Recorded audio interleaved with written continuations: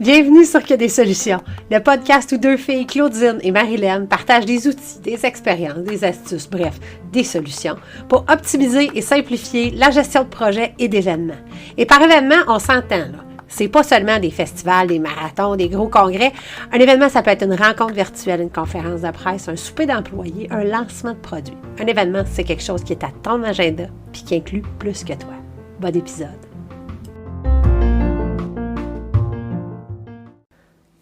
Hey, salut! Avant de commencer l'épisode de cette semaine, je voulais juste revenir. Il y a eu quelques questions de la part de vous, chers auditeurs, suite à l'épisode de la semaine dernière au niveau de l'organigramme. Donc, je veux juste faire un petit rappel, les 4 piliers d'un événement, d'une planification d'événement efficace, là, d'une planification de projet. Donc, il y a l'organigramme, duquel on a parlé la semaine passée. Il y a les prévisions financières, donc un budget. Il y a l'échéancier. Et il y a un mandat, donc un mandat clair, une vision stratégique, une mission, etc. Donc, organigramme, échéancier, budget, mandat. Je vais référer dans les notes du podcast parce qu'il y a certains épisodes précédents là, du podcast dans lesquels on a couvert ces sujets-là et on a une super belle formation qui s'en vient cette année sur l'échéancier où on va développer, mais il va y avoir du beau contenu gratuit aussi qu'on va rendre disponible. Donc, je voulais juste faire le tour, clore cette question, donc les 4 piliers d'un événement bien planifié, organigramme, échéancier, budget, mandat. Bon, donc, passons maintenant à l'épisode de cette semaine. Je voulais te parler des cycles. Le concept n'est pas nouveau en soi, mais moi, je viens de le découvrir. En fait, c'est l'arrimage de notre façon de travailler sur un cycle. Puis c'est proposé, entre autres, par Kate Northrup et The Origin Company. Kate Northrup est l'autrice de Do Less, qui est, je pense, son best-seller. Puis je crois qu'elle en a fait d'autres, mais comme Faire moins et finir par faire plus.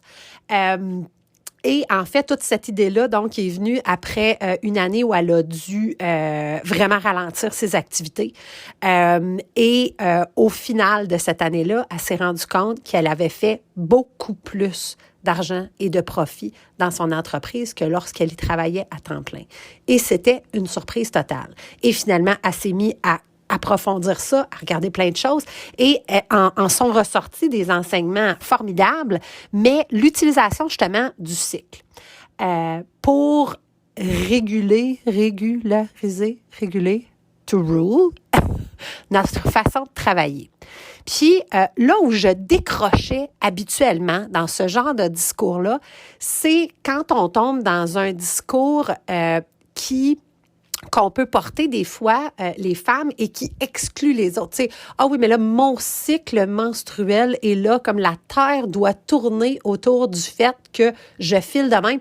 C'est là où, d'habitude, je décroche complètement. Puis c'est pour ça que je me suis pas nécessairement intéressée à adapter la façon dont je fais les choses au cycle de la Lune ou encore au cycle menstruel. C'est que je restais toujours dans une impression que c'était très égoïste, que c'était, je sais pas, puis tu sais, que ça exclut l'autre, puis j'ai peut-être été brûlée dans une autre vie comme sorcière ou noyée ou je sais pas quoi, sans doute, mais il y a comme ce côté-là de mon cycle menstruel m'appartient, il y a pas personne qui a d'affaires à le subir d'une quelconque façon, en tout cas.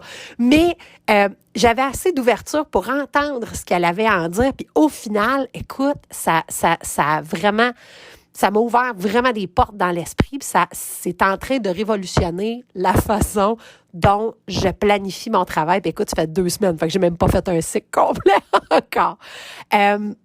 Donc, ce qu'elle met en place, ce qu'elle propose en fait, c'est d'utiliser un cycle comme le cycle de la Lune ou le cycle menstruel, qui ressemble également aux saisons, tout est en cycle, pour baser notre travail, dans le fond, pour gérer, pour orienter la façon dont on fait les choses. Et ce cycle-là, si on le compare justement aux saisons, ce qu'elle propose, c'est 4 étapes. Donc, l'idéation ou la planification, qui est comme le printemps. Puis là, c'est une traduction très libre. En fait, je vais aller le chercher pendant que je te parle parce que j'avais une traduction fidèle que j'avais fait, mais on est déjà en train de l'adapter parce que, puis on la cite, la belle Kate, mais j'adore tellement cette façon-là de voir, puis c'est que je vais te partager le fait que ça me trouble un peu.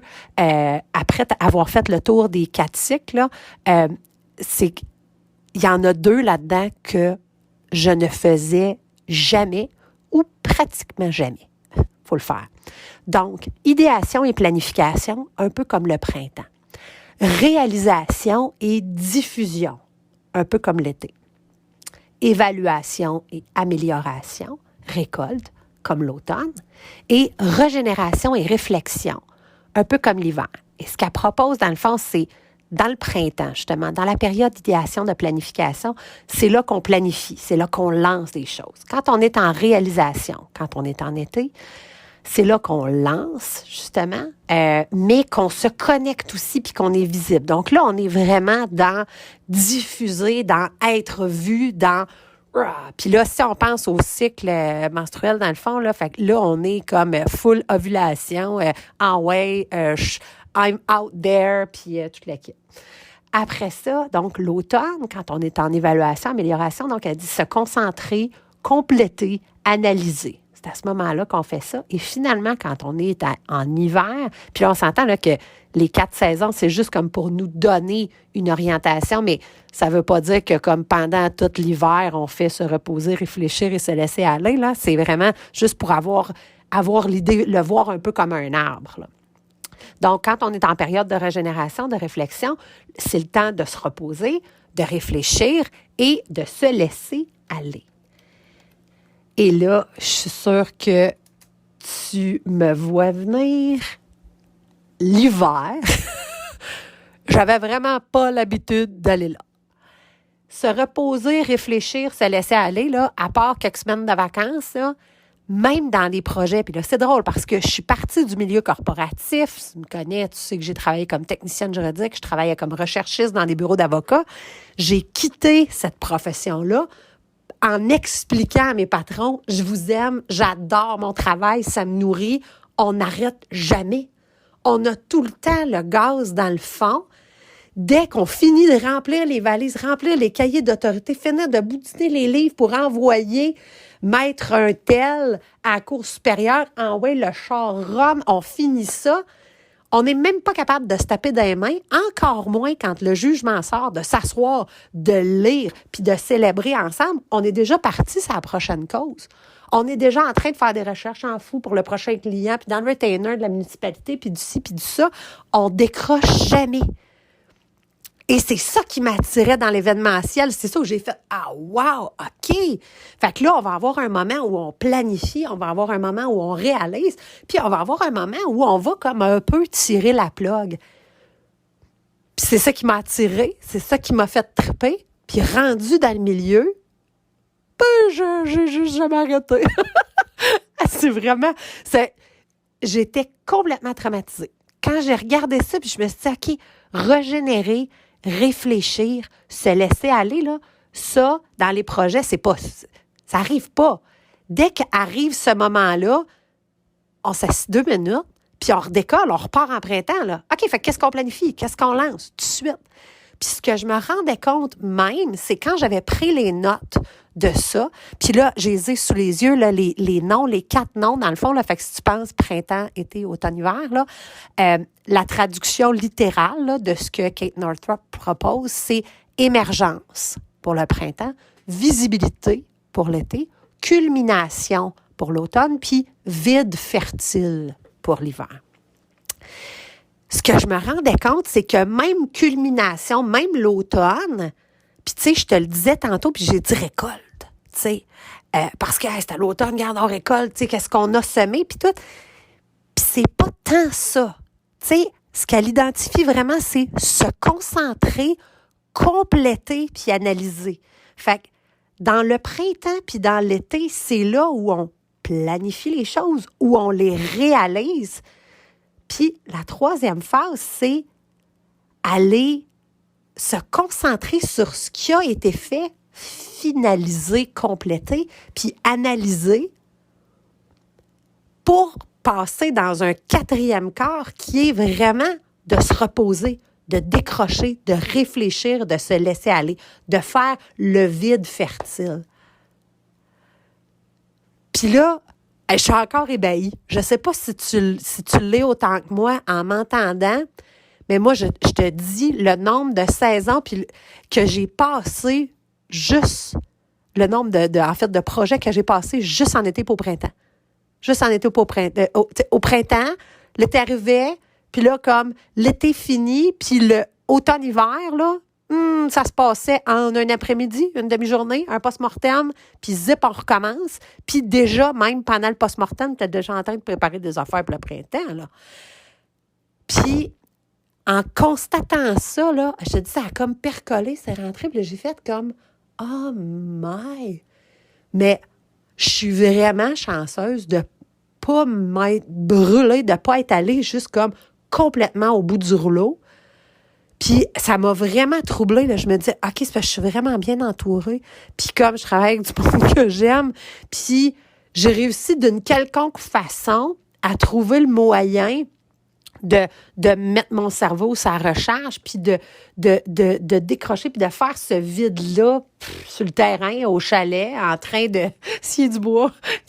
Mais j'ai comme réussi juste à tenir le fil en étant capable, justement, dans les loisirs, d'aller faire ça, mais professionnellement, cette période-là d'automne et d'hiver, elle n'existait presque pas et on est vraiment en train de l'instaurer. On est en train de revoir nos processus et dans le festival et dans nos différents projets et même dans nos collaborations avec la clientèle là, qui répond justement là, à nos différentes invitations, nos différentes offres d'accompagnement puis de design thinking.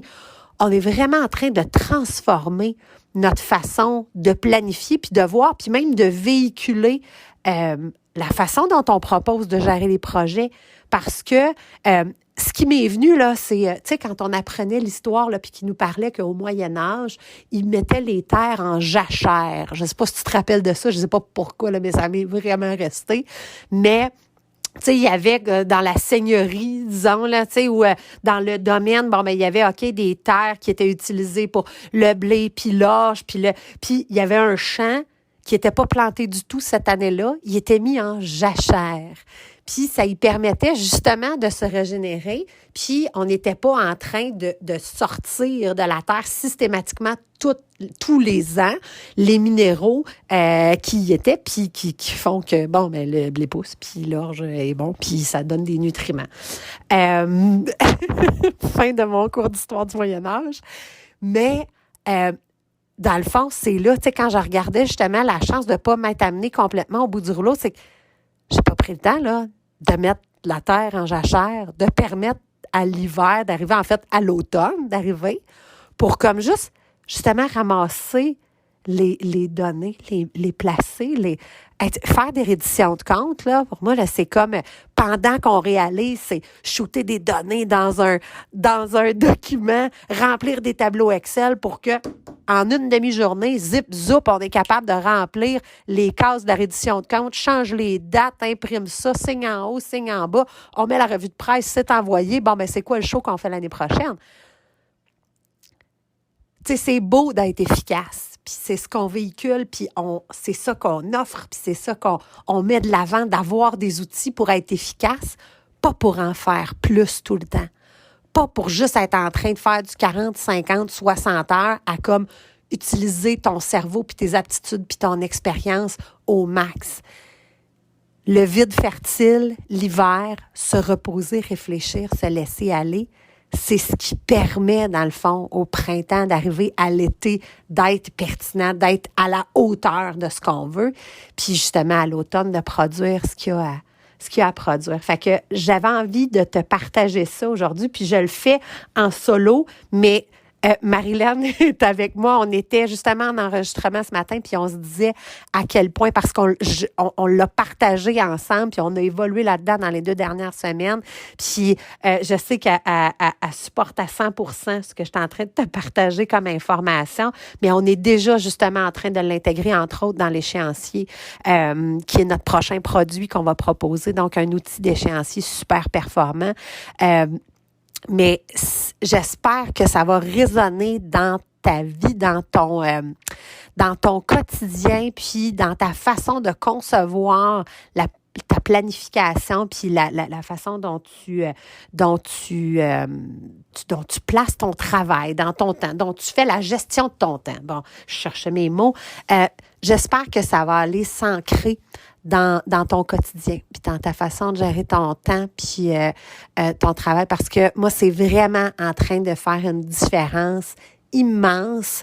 Puis j'ai l'impression qu'il va y avoir un avant les cycles, puis un après.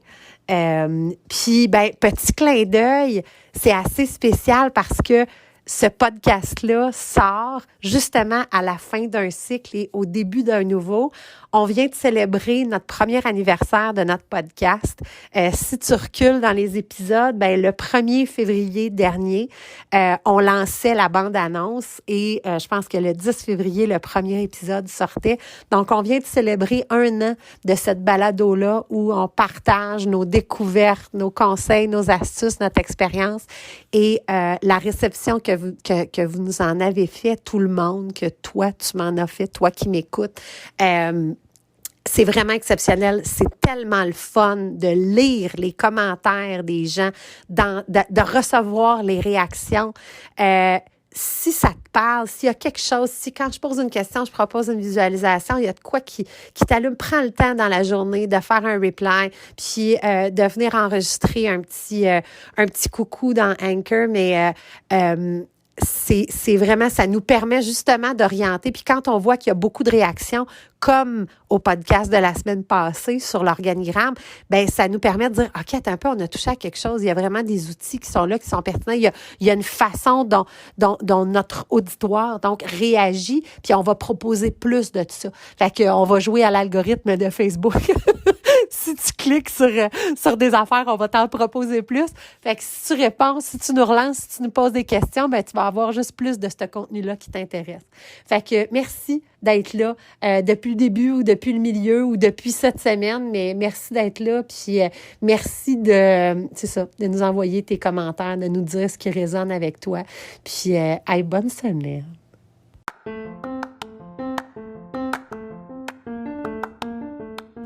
C'était un autre épisode de Que des solutions, le podcast où on te partage des expériences, des trucs, des astuces, bref, des solutions pour optimiser et simplifier la gestion de projets et d'événements. Suis-nous sur les médias sociaux, sur Facebook, Que des solutions, la vraie page, sur notre site web quedessolutions.com ou encore sur Instagram, _des_solutions au pluriel, bien sûr. À la semaine prochaine pour un autre épisode. D'ici là, continue de briller, puis oublie pas, il n'y en a pas de problème, il y a juste des solutions.